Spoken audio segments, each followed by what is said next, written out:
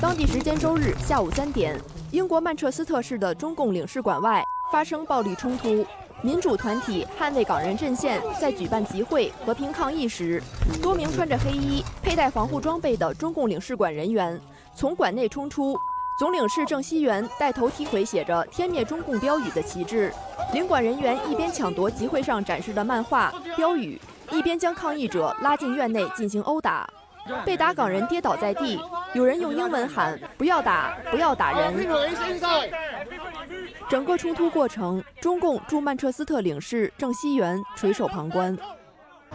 呢個就係我哋出嚟抗議嘅原因。你哋香港所謂嘅政府話我哋係暴徒，而家你哋政府中國嘅人做啲乜嘢呢？邊個先係暴徒呢？我哋係一個和平示威，點解要打我哋？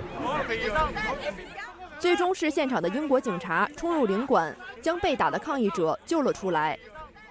曼彻斯特警方隨後發表書面聲明稱，大曼徹斯特警方了解2022年10月16號星期日下午3點左右，在曼徹斯特中領館發生的事情。警察當時在場，並作出立即反應，以化解局勢。目前正在進行調查，以了解全部情況。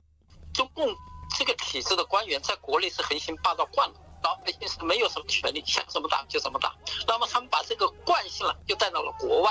保守黨前領袖、國會議員伊恩·鄧肯·史密斯發推文說，英國政府必須要求中國駐英大使全面道歉，並要求將責任人送回中國。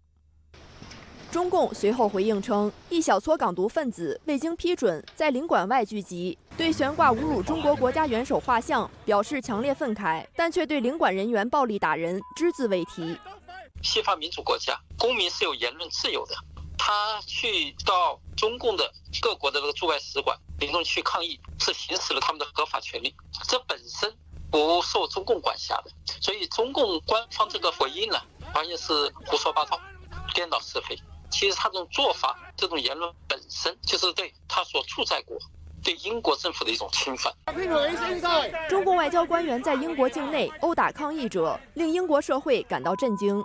英國工黨影子外交大臣、國會議員戴維拉米發推說：“英國代表自由、法治和民主，我們的街道上永遠不會容忍對和平抗議進行鎮壓。”英國國會議員雷拉·莫蘭也在推文中表示：“真的很可怕。今天我寫信給內政大臣和外交大臣，所有涉及這起令人震驚行為的領事官員都應該被驅逐出英國。”新唐人電視台記者林一綜合報道。Zhang Jiajun from Guangdong, China, is now a 29-year-old resident living in the heart of California's Silicon Valley. Zhang shared his story and what was in his mind when he gave up the dream job of thousands of young Chinese to become a PhD student at the Silicon Valley campus of Northeastern University. Zhang told AFP about his first computer experience as a child living in rural China. At the time, he was given a computer by his father. He compared it to a new world waiting for him to explore. Because the Chinese government's early efforts to censor the web were imperfect, people could still bypass the firewall by using VPNs. He finally watched the banned documentary on the bloody military crackdown in Tiananmen Square. This experience shook his heart. He said, "It's such a huge, significant historic event, but nobody ever told us about it, and you cannot search for it on Chinese internet. That content is all erased. I just felt like there was a huge lie. A lot of history is covered up." Like other bright Chinese youths, Zhang graduated from university in Estonia and returned to his homeland, becoming a promising target for headhunters. As reported by Today, he later became a member of ByteDance, an upstart Chinese social media company that owns TikTok and Douyin. His salary was above average, $4,000 a month. At first, I was very excited because ByteDance is the only company that had a successful business outside of China. Most of the time, only US internet companies ruled the world. Zhang became part of the CCP's massive censorship apparatus. Zhang said, "At first when I worked on this, I didn't think much bigger because a job is a job. But deep inside I knew it was not aligned with my ethical standards. And once you work in this field for too long, the conflicts become stronger and stronger." Zhang said he was part of a team that developed automated systems to filter content the company did not want on its platform. These systems incorporated artificial intelligence to do this task.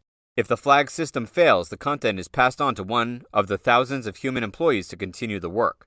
According to Zhang, some sensitive content include images of tanks, candles, or golden umbrellas, a symbol of the Hong Kong protests, along with any criticism of President Xi Jinping and other CCP leaders. The Cyberspace Administration of China will communicate the content it wants ByteDance to censor. Zhang described the company's position as like walking a tightrope. In China, the line is blurred. You don't know specifically what will offend the government, so sometimes you will go beyond and censor more harshly.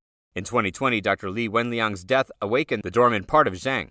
Zhang said to AFP, "The night of Dr. Li Wenliang died, I felt that I couldn't do this anymore." In California, Zhang feels certain freedom. He believes the Chinese government will not be able to silence him. In contrast to Zhang, his parents back home were more worried, expecting him to consider what he wanted to share with the world. He added, "I assume I won't be able to go back to China for at least 10 years. I think this is a huge issue and we should raise awareness of what's going on in China. In the short run, everybody is pessimistic, but I think everybody is optimistic in the long run for the future of China."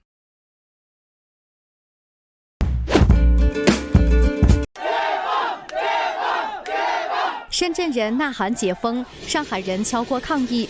中共的清零运动在全国范围内带来沉重的人道主义灾难，但在中共20大上，当局继续自夸这一措施。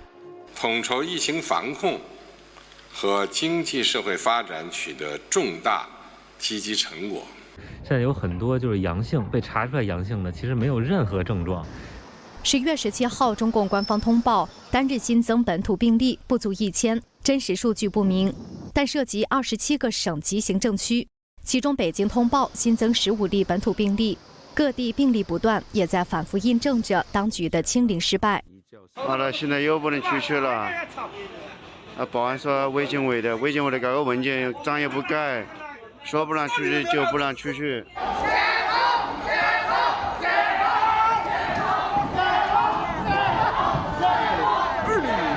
小孩这么小要去隔离啊，心疼啊，真的是。现在幼儿园那里读书啊，现在全部要去隔离，老师。哎呀呀呀！你看看这个乱样子。上海市通报新增的32例都在管控区内发现，但当局风声鹤唳，将4个区划为中风险区，将5类人红码管控，包括密接的密接。一夜之间，数万上海人变红码，被限制了人身自由。你这样就要出人命的，我看你。不要去搞什么密接不密接的，你们也是密接，对，你们也是密接，不了不起啊！现在这个大数据的监测果然是厉害呀！邻居昨晚才回来，今天一大早，居委会的人员就上门贴封条了。中共举国上下进行防疫管控，不少民众开始意识到，中共在滥用大数据进行维稳。在大数据时代，感觉自己一点隐私都没有，被监控的体无完肤。对，你做什么事，你干嘛，感觉都是被人看得清清楚楚的。新唐人记者雨婷综合报道。这帮人不熟。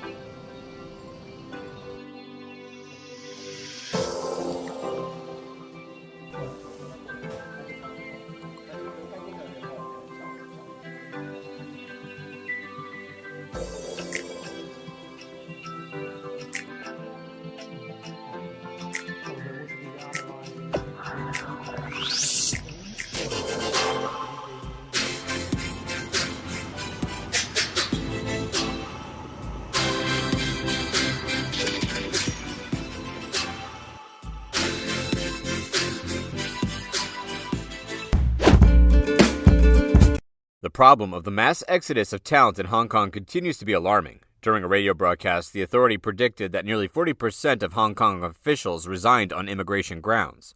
According to the authority, over 120,000 Hong Kong citizens emigrated in mid-2022. Human Resource Management conducted a big resignation wave survey and found that 37% of officials in Hong Kong used immigration as the reason for leaving. Liu Guokun, the vice president of Hong Kong Human Resources, confirmed the serious brain drain of personnel during a radio broadcast. Liu said that among many reasons causing the talent gap in Hong Kong, the attraction strategies of other countries and the livelihood standard are the most attractive. Liu said that measures for attracting educated international workers are aggressive and loose, referring to Malaysia's plan to attract high-paid employees and Singapore's overseas online professional visas. He called on Hong Kong to also grab talents, ease entry restrictions, and improve the attraction plan. Otherwise, it will be difficult for Hong Kong's workforce. The Hong Kong nonprofit organization Youth New World showed half the adults surveyed think Hong Kong was less attractive to talents than Singapore. Some advise the authorities to improve politics, education, and the living environment to retain talent. Nearly 70% of adults agree that immigration is the main factor for the shortage of talent and labor in Hong Kong. Due to the shortage of professionals, many intellectual industries face lack of employees, such as in intelligent technology and digital jobs. Some majors have taken action by raising income to attract workers. The HK01 News reported that the salary increases in information technology, finance, and accounting are higher than average. Information technology accounts for nearly 10%.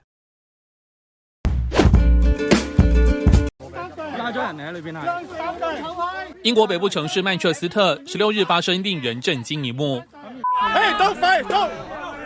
当地中共总领事馆的工作人员将一名抗议者强行拖入大门内，压在地上拳打脚踢，约6-7个人围殴一人，至少40秒才由警方介入救出被打的香港男子。英国媒体发现，带头参与这起暴力事件的就是中共驻曼彻斯特总领事郑熙元。Protests outside embassies and consulates aren't uncommon, but rarely do we see them escalate to the kind of violence witnessed here. It is now up to the police to investigate and determine what action should be taken, if any. 旅英港人团体捍卫港人阵线在社群媒体上表示，23日将在曼彻斯特市中心广场集会，让英国人、英国议员、英国国会听见问题的严重，不会容忍流氓政权。而曼彻斯特警方表示，受害者当晚在医院接受了治疗，调查正在进行。Unbelievable, ridiculous, yeah, and actually that moment, I was thinking that I might die inside, cause that's not surprised that they would do that. 英国天空新闻报道，被中共总领事馆人员暴力殴打的港人全身都留下了伤痕。不过，中共外交部发言人汪文斌17日声称，中共驻英使领馆有遵守驻在国法律。18日又辩称，有人非法进入中共驻曼彻斯特总领馆，危及馆舍安全。香港特首李家超也跟中共官方口径一致。And I will make no more comments because I don't have the full details of the case. 日本资深媒体人石坂民夫表示，郑熙元们之所以冲出来，明显是为了表演给国内的领导看的，很可能想利用这种行为获得升官机会。中共完全没有和文明社会接轨的意思。